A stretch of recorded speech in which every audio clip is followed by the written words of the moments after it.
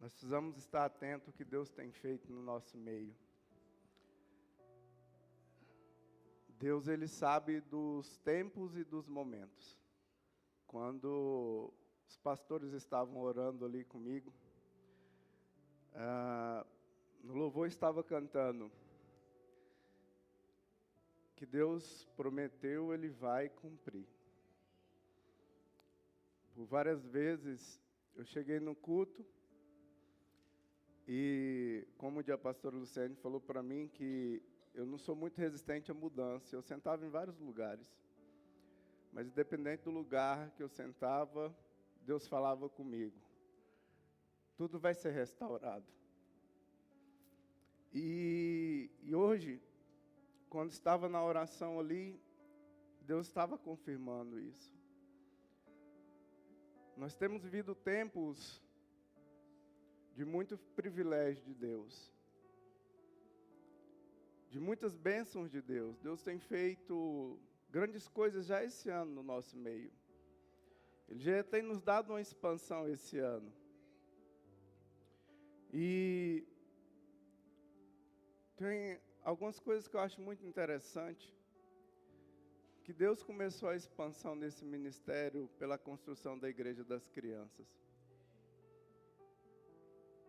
Foi o primeiro memorial que Deus está construindo, é a Igreja das Crianças, onde começou a expansão. Pergunta para o seu irmão assim, sabe por que Deus começou por meio das crianças? Porque criança é referência de relacionamento com Deus. Mas onde a gente tem base para falar isso? Eu gostaria... Mateus, coloca por favor, Mateus 18, versículo 1 e 5. Ainda não é o que nós vamos falar, mas para que a gente comece a ter o entendimento e o discernimento do que Deus tem feito no nosso meio. Mateus 18, 1 a 5. Nessa ocasião, os discípulos vieram a Jesus e perguntaram, afinal, quem é o maior no reino dos céus? Então Jesus chamou uma criança pequena e a colocou no meio deles.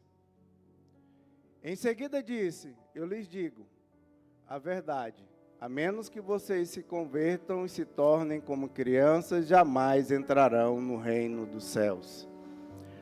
Outro texto que reforça isso, está lá em Mateus 19. Coloca por gentileza Mateus 19, 13 a 15. Certo dia trouxeram crianças para que Jesus pusesse as mãos sobre elas e orasse em seu favor. Mas os discípulos repreendiam aqueles que as traziam. Jesus, porém, disse, deixem as crianças, venham a mim. Não as impeçam, pois o reino dos céus pertence aos que são como elas. Amém? Então Deus está nos ensinando e nos dando uma referência, um foco. O próximo mover de Deus com relação à expansão no nosso meio vai ser no meio dos adolescentes e dos jovens. Isso está lá em João, capítulo 6, a partir do versículo 1 ao 11, mas nós vamos só nos ater em alguns versículos. João, capítulo 6, versículo 1 a 11, para nós entendermos o que Deus está querendo nos ensinar. Pode passar para o próximo. Uma grande multidão seguia por toda parte, pois tinham visto os sinais que ele havia realizado ao curar os enfermos. Pode passar, por gentileza.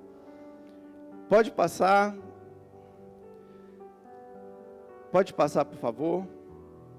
Jesus logo viu uma grande multidão que vinha ao seu encontro. Voltando para Filipe, perguntou, onde podemos comprar pão para alimentar toda essa gente?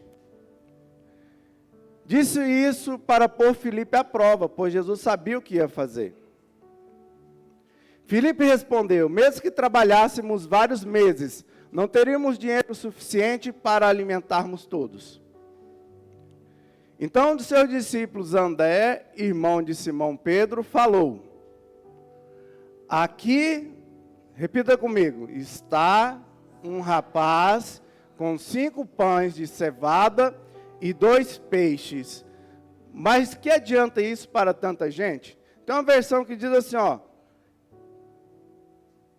2 pequenos peixes.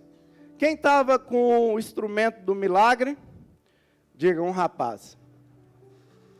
Eu quero liberar que os adolescentes e jovens desses ministérios iniciarão uma grande multiplicação. E Deus trará recursos a partir dele. A partir daqueles 5 pães e 2 peixinhos, Deus alimentou a multidão. Jesus abençoou e multiplicou aquilo. Os adolescentes irão receber um crescimento como nunca antes. Eu libero essa palavra. Mas por que Deus não está nos ensinando a partir das crianças e dos adolescentes? As crianças e os adolescentes têm um coração mais aberto para as coisas de Deus. A razão não tomou conta do coração das crianças e do adolescente como em nós adultos. E nós pensamos que muitas vezes, quando é liberado palavras de expansão, nós já pensamos, como que Deus fará através da minha vida? Nós pensamos que a resposta, ela virá de nós que somos adultos. Mas Deus está nos ensinando um caminho muito interessante, que é o caminho da dependência dEle. Nessa manhã a gente quer falar um pouquinho sobre graça e gratidão, o caminho para a expansão. Nós precisamos ter esse entendimento, que esses 2 aspectos são fundamentais para nós continuarmos provando o extraordinário de Deus, provando o que Deus tem de melhor para as nossas vidas. Abra sua Bíblia no livro de Provérbios, capítulo 3. Nós vamos ler a partir do versículo 3. Provérbios, capítulo 3, nós vamos ler a partir do versículo 3.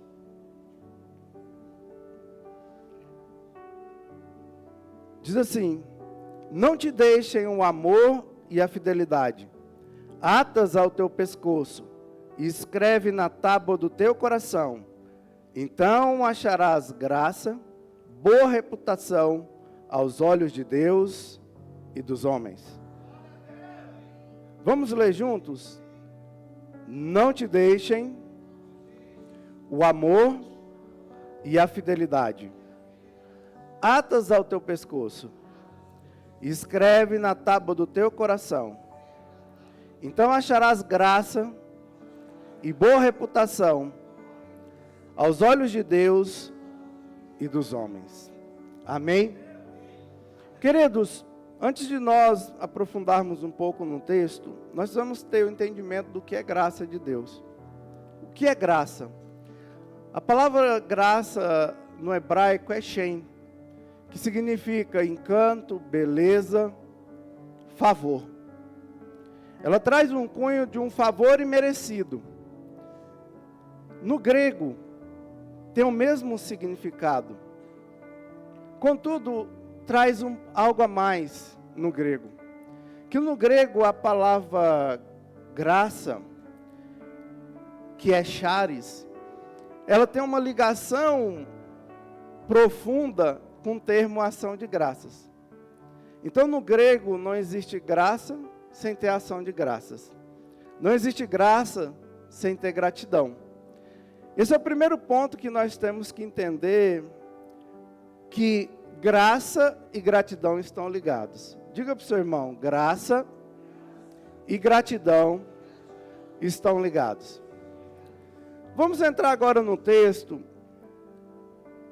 E aqui diz o seguinte, o texto no versículo 3 começa dizendo: não te deixem o amor e a fidelidade,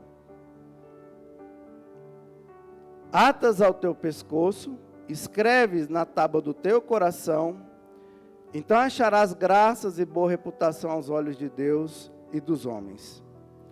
Primeiro ponto que a gente tem que entender é que graça está ligado à fidelidade e amor. É impossível eu ter graça se eu não entender que existe uma ligação direta com o amor e fidelidade. Sabe por quê? Qual a maior prova de amor que nós temos no mundo?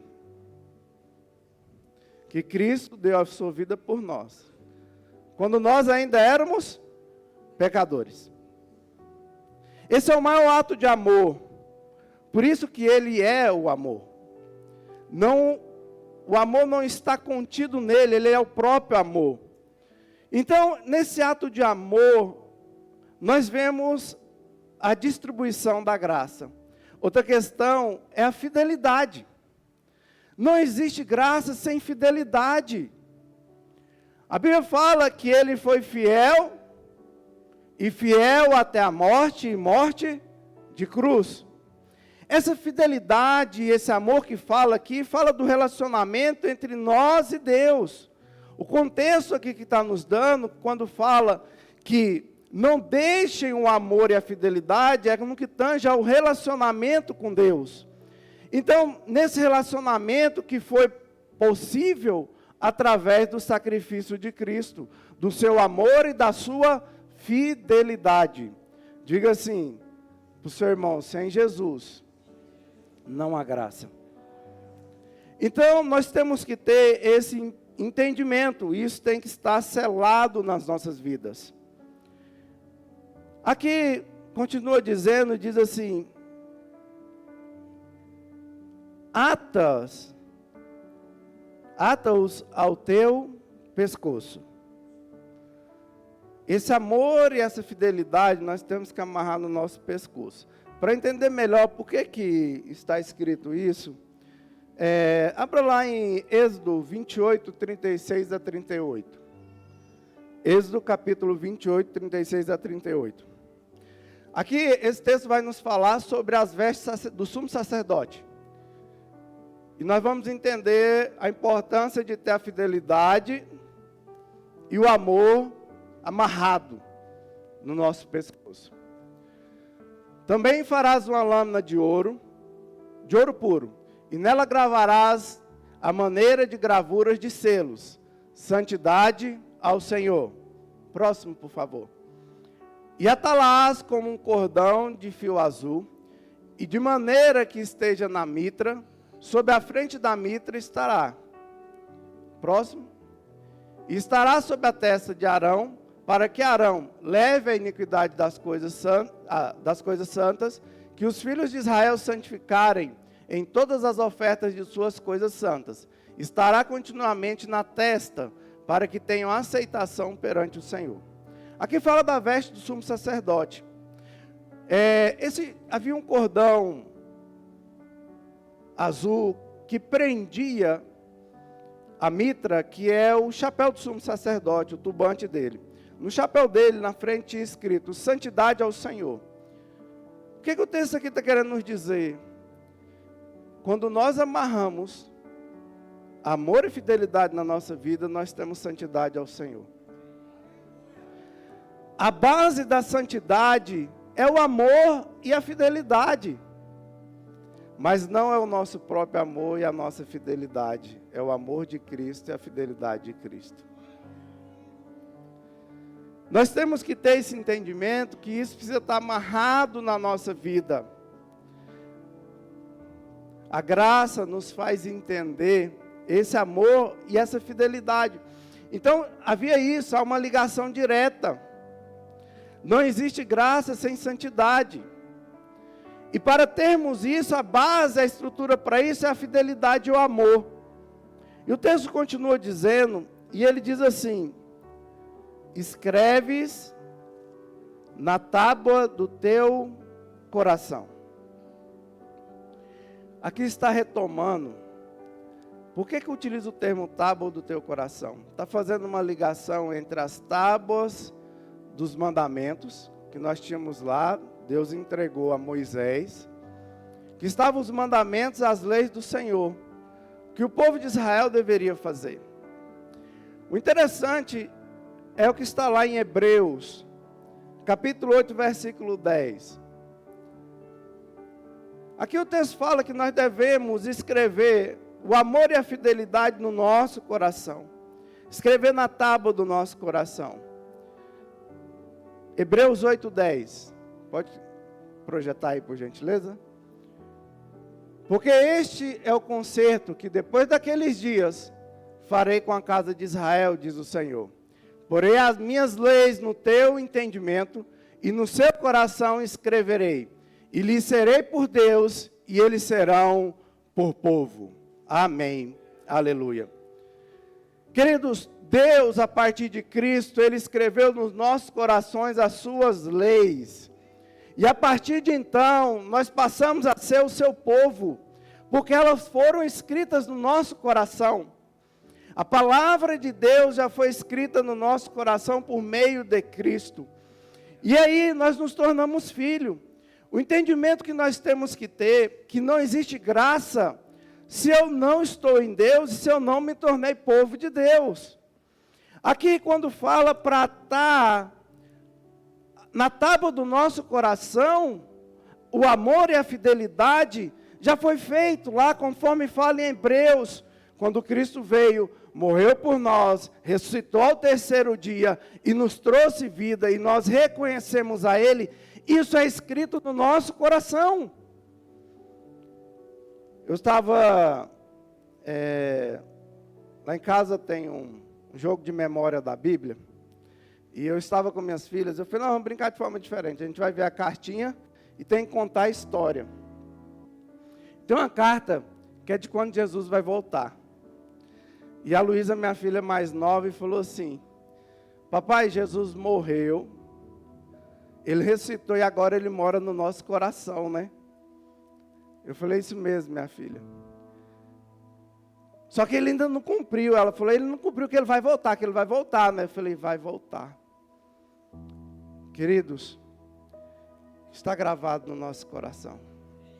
E foi com alto preço. Nós não podemos esquecer isso. Às vezes nós acostumamos com as coisas de Deus. Às vezes nós acostumamos com o sacrifício de Cristo. Mas Ele morreu e foi possível que Ele habitasse em nós. Quando fala de escrever nas tábuas do nosso coração, Cristo já o fez. Nós temos que reconhecer isso. Já está escrito toda a sua verdade, toda a sua palavra. Tudo já está posto no nosso coração e nós nos tornamos filhos. Portanto, herdeiros. E co-herdeiros com Ele. Temos direito de todas as coisas. E aí, quando nós fazemos isso, o texto diz assim, então acharás graça e boa reputação aos olhos de Deus e dos homens. Vira para o seu irmão e fala assim, quando você se torna povo de Deus, você acha graça.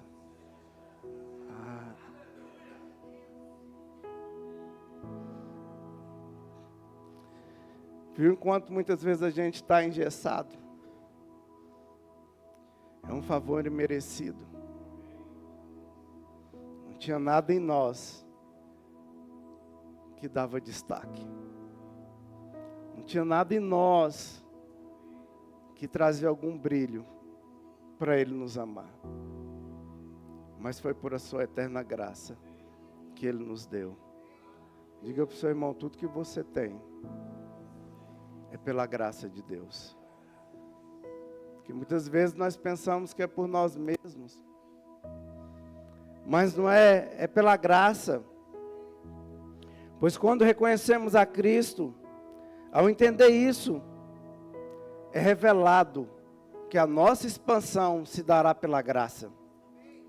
Não é pelo que você faz, não é pelo seu entendimento, não é pelas habilidades que você pensa ter, ou que as pessoas falam que você tem, mas é porque Ele decidiu, foi uma decisão dEle. O dia que Ele falou, vou expandir, vai expandir, foi por Ele.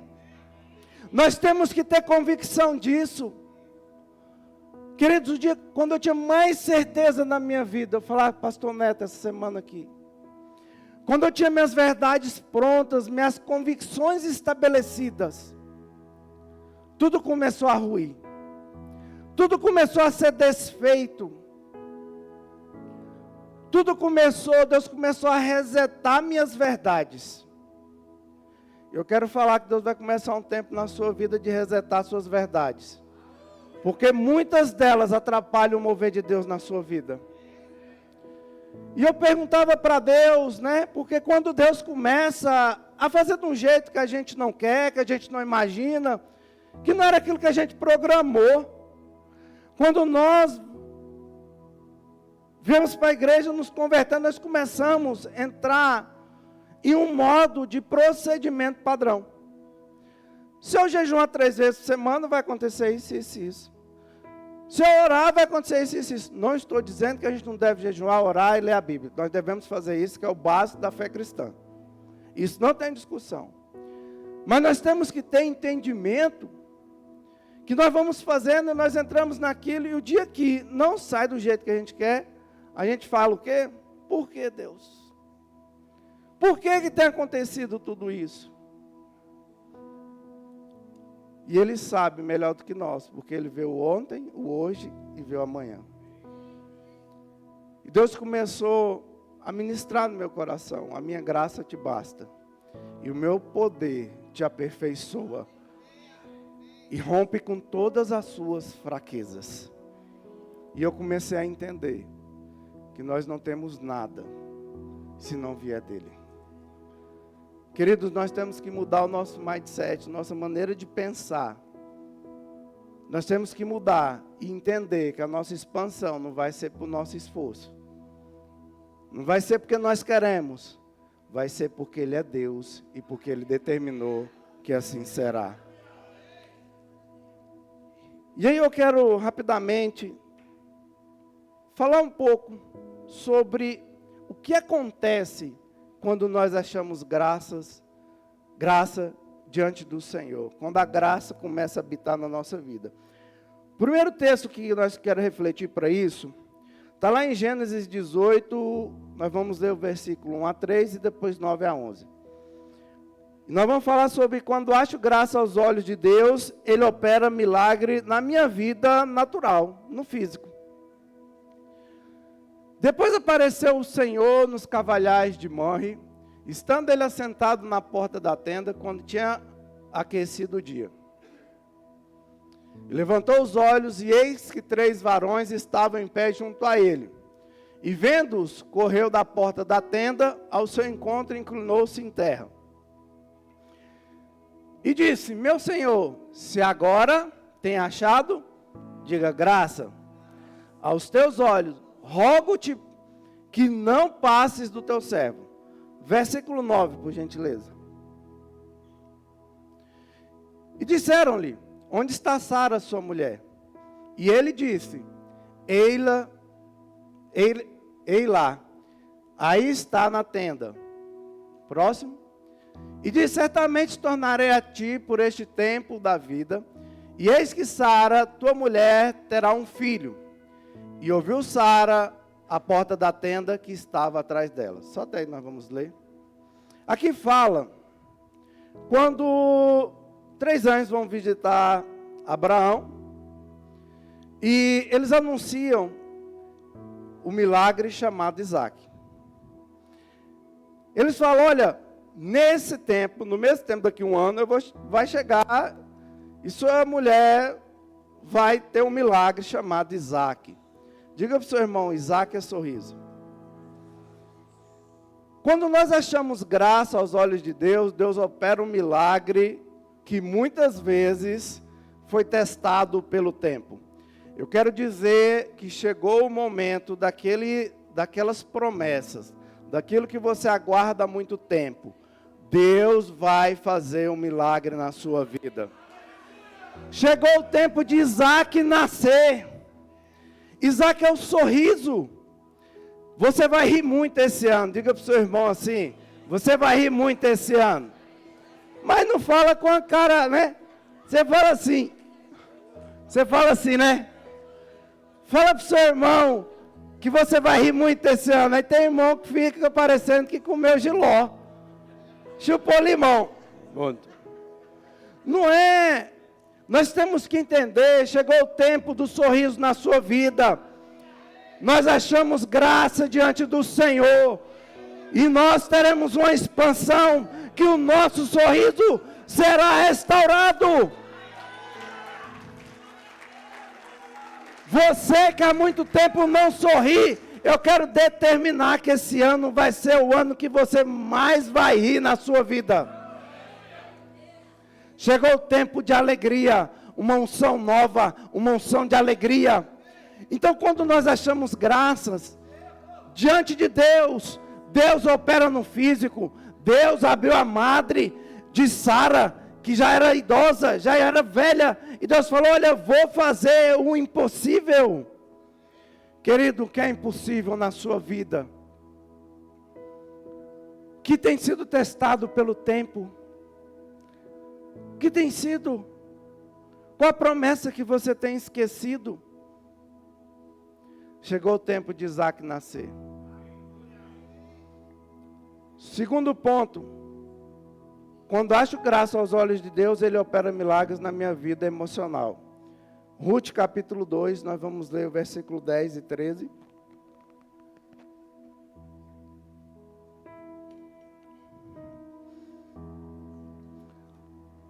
Ruth, capítulo 2, versículo 10, pode projetar, por favor.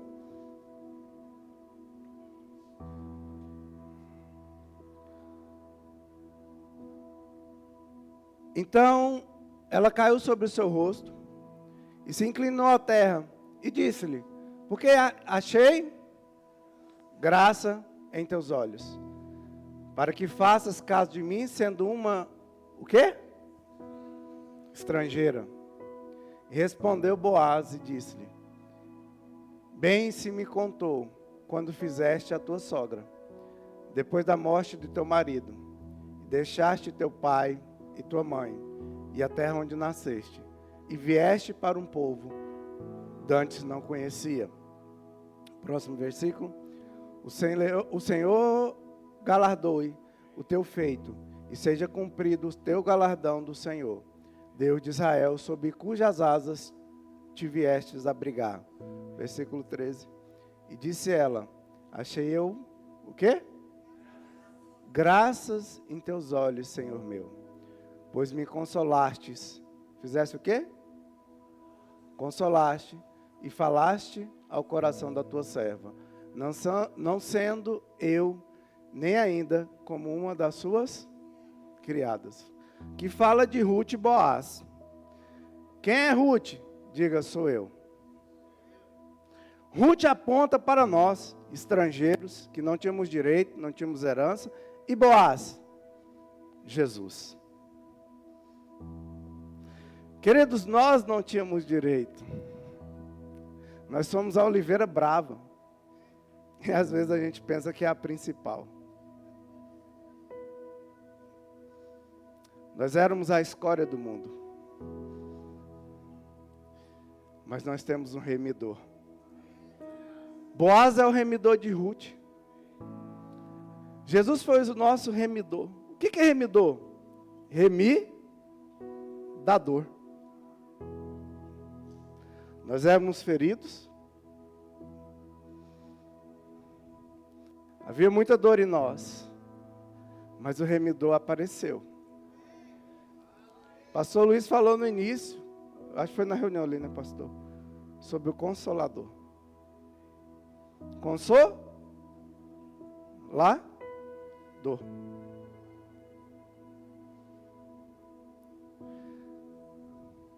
Aqui fala que quando nós achamos graça, Deus opera um milagre nas nossas emoções.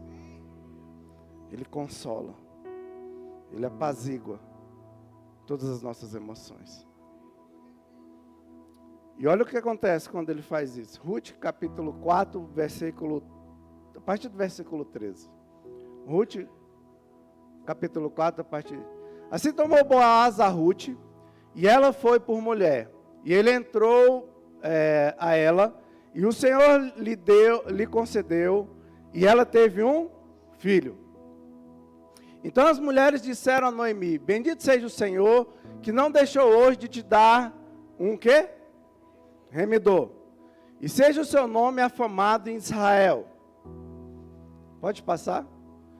E ele te será recriador. Do quê? Da alma. Diga para o seu irmão: recriador da alma. E conservará a tua velhice, pois a tua nora que te ama o teve, e ele te é melhor do que 7 filhos. 7 a gente sabe que é o número que simboliza perfeição. E Noemi tomou o filho e pôs no seu regaço. E foi sua ama. Pode passar. E as vizinhas lhe deram um nome, dizendo a Noemi: nasceu um filho. E chamaram o seu nome de Obed. Este é pai de Jessé, que é pai de Davi. Queridos, deixa aí no versículo, nesse versículo, por favor. Obed quer dizer perdido e desviado. Jessé, Deus existe. E Davi, querido e amado. Nós estávamos perdidos. Estávamos com a nossa alma destruída. Mas Deus mostrou que Ele existe, que nós nos tornamos seus filhos, seus amados, seus queridos. Graça fala disso.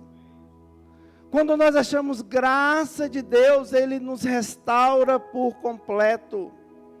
Eu quero dizer que chegou o tempo na sua vida, que todo medo, toda ansiedade, toda angústia, toda depressão, vai dar lugar para a bondade, para a alegria, para a fidelidade, para o amor, para a prosperidade de Deus. Esse ano será o ano que você vai mais crescer na sua alma. Tudo aquilo que há muito tempo não era resolvido, Deus vai resolver na sua vida. Chegou o tempo, querido, de Obed ir embora. Jessé se estabeleceu e Davi. Quem foi Davi?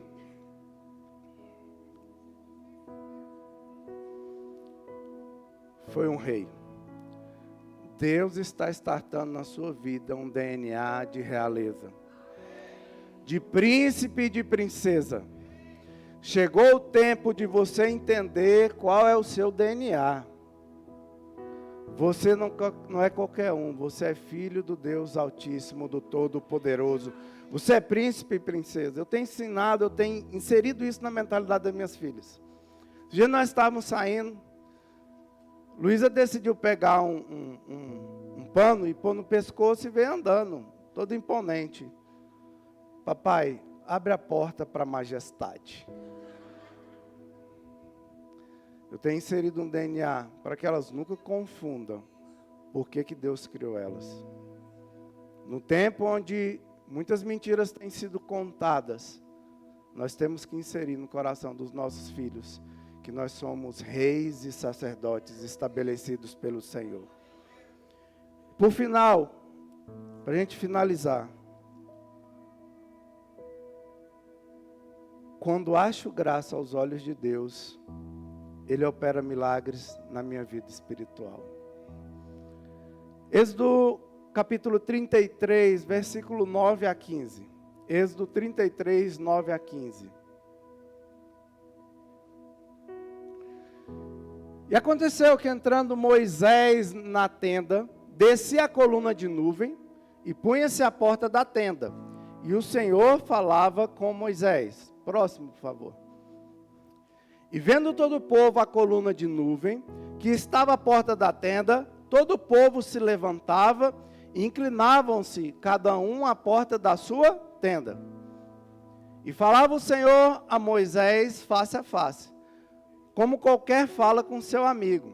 Depois tornava ao arraial, mas o moço Josué, filho de Num, seu servidor, nunca se apartava do meio da tenda. Muito esperto Josué.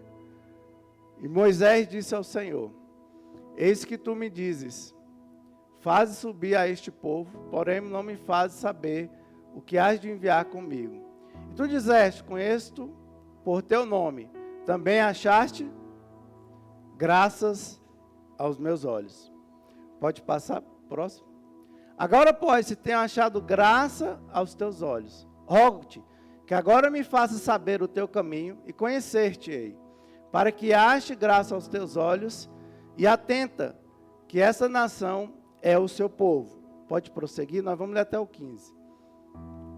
Disse, pois, irá a minha presença contigo, para te fazer descansar. Então disse, se a tua presença não for comigo, não me faça subir deste lugar. Que fala um momento que Deus falava face a face com Moisés. Quando achamos graça diante de Deus, nós falamos face a face com o Senhor. E todas as vezes que nós falamos face a face com o Senhor, nós achamos descanso.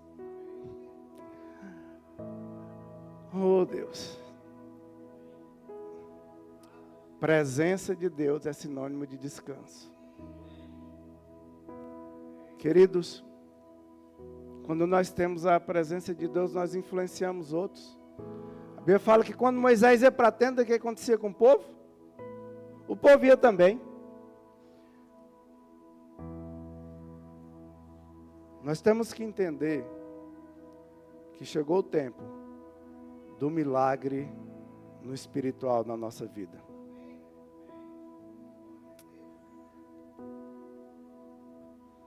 Algo que eu tenho pedido para Deus. Como eu falei, nós acostumamos fácil. Quinta-feira tem culto, pastor. Eu chego, não tem culto, vou lá. Domingo tem culto de manhã, à noite. E muitas vezes nós estamos começando o culto e muitos estão dispersos. E às vezes alguém tem que falar, olha, agora chegou o tempo de nós falarmos com Deus, porque nós acostumamos. E o quanto Deus tem nos visitado com a sua presença. O quanto Deus tem baixado a sua nuvem sobre nós. Nós temos que ser gratos por isso. Não é normal isso, queridos. Mas nós tratamos como normal porque acontece com facilidade no nosso meio. Não é porque acontece todos os cultos, a presença de Deus aqui, que é normal em todos os lugares. Mas Deus nos deu o privilégio de estar num lugar onde a presença de Deus é real. Ela é verdadeira. É só falarmos dele que ele está aqui. Moisés entendeu isso. Quando nós achamos graça do Senhor, nós temos livre acesso, o véu foi rasgado. De cima e embaixo, aquilo que nos separava do lugar da presença de Deus foi tirado.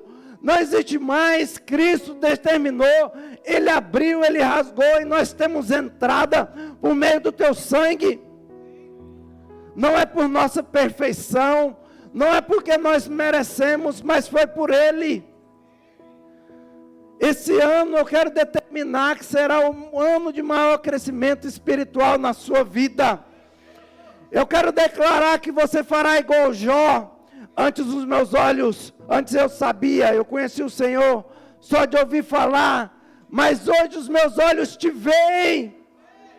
Chegou o tempo de nós sairmos do ouvir e começar a ver a Deus.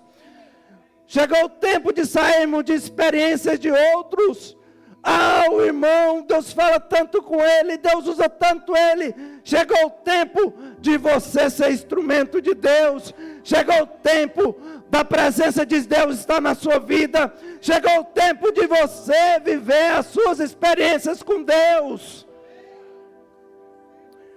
Muitas vezes nós esperamos ouvir do outro por vários momentos. Eu falava, Deus usa alguém para falar comigo, e Deus falava no meu coração, não, porque Deus quer falar direto conosco, Deus quer esse relacionamento de intimidade. Eu não estou dizendo que Ele não usa outras pessoas para falar, Mas o melhor relacionamento é aquele que é direto. Não é por procuração. Chegou o tempo das procurações na sua vida terminar. Chegou o tempo daquilo que você faz por procuração. Ora por mim, jejua por mim. Chegou o tempo da presença de Deus invadir a sua vida e todas as procurações vão cair, porque você terá um relacionamento com Ele. Esse é o tempo de expansão que Deus está nos trazendo. Quando nós tivermos esse entendimento do espiritual, tudo nos será acrescido. Nossa alma será restaurada por completo. Nós iremos prosperar em tudo que nós colocarmos as mãos. Querido, eu quero voltar ao que eu falei no início. Graça está vinculado à ação de graças. Para termos a expansão, nós temos que primeiro começar a agradecer. Pastor Luiz tentou me ligar, eu estava em deslocamento para Goiânia, ele mandou uma mensagem. Quando eu vi a mensagem, Deus colocou isso no meu coração: gratidão, graça e gratidão. E na quinta-feira, nós começamos um novo projeto, o pastor Luiz mostrou sobre gratidão. É um dos elementos que nós vamos nos aprofundar. Nós estávamos em reunião na sexta-feira à noite. Antes de ir embora, o pastor Luciano virou e falou assim: gratidão. Queridos, eu quero te fazer uma pergunta do fundo do meu coração. Onde você estaria se não fosse Deus na sua vida? O que seria de você e da sua casa se não fosse Deus?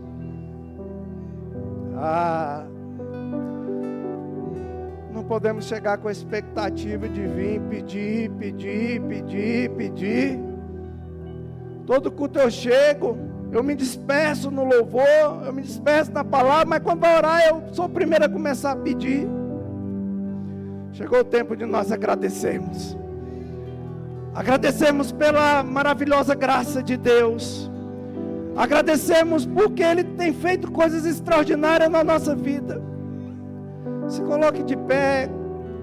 Comece a agradecer ao Senhor.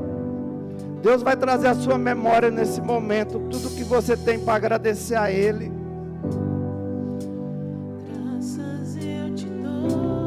Não deixe que nada te disperse nesse momento. Feche seus olhos. Pelo preço que Oh, Yeshua.